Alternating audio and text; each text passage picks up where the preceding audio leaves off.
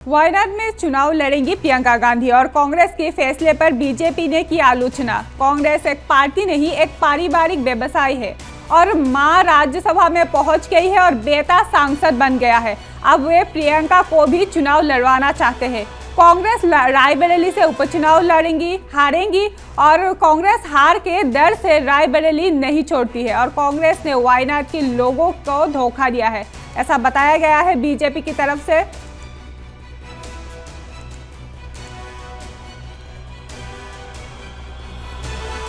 Party नहीं, एक पारिवारिक कंपनी है, ये तो आज सिद्ध हो गया। माताजी राज्यसभा में होंगी, बेटा जी लोकसभा की एक सीट से होंगे और प्रियंका जी को लोकसभा की दूसरी सीट से, मतलब तीनों सदस्य सदन में होंगे।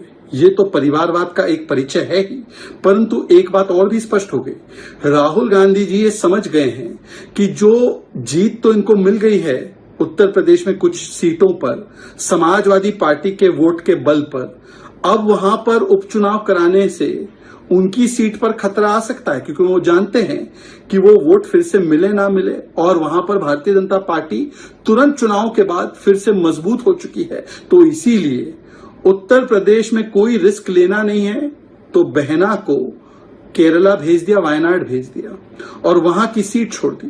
पर ये वायनाड की जनता के साथ कितना बड़ा धोखा है, सोचिए। वायनाड की जनता को बताया नहीं कि 2 सीट से लड़ेंगे। वहां पर लेफ्ट के ही लोग कहते रहे, एनी राजा कहती रही कि ये तो पलायन कर जाएंगे चुनाव के बाद, और पलायन कर गए। तो ये लेफ्ट के और केरला की जनता के साथ कितना बड़ा धोखा कर दिया है, ये इसका भी एक परिचायक है।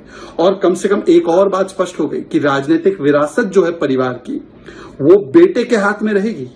तो बेटी को, मतलब पुत्री को, उत्तर प्रदेश में घुसने की इजाजत नहीं है। उनको जाना पड़ेगा दक्षिण भारत में, साउथ में, केरला में। और राजनीतिक विरासत जो वो अपनी समझते हैं परिवार की, वो पुत्र के साथ में ही होगी और वही रहेंगे रायबरेली में। ये भी दिखाता है कि पुत्र और पुत्री के बीच में किसे पार्टी नहीं, एक पारिवारिक कंपनी है, ये तो आज सिद्ध हो गया। माताजी राज्यसभा में होंगी, बेटा जी लोकसभा की एक सीट से होंगे और प्रियंका जी को लोकसभा की दूसरी सीट से, मतलब तीनों सदस्य सदन में होंगे। ये तो परिवारवाद का एक परिचय है ही, परंतु एक बात और भी स्पष्ट हो गई।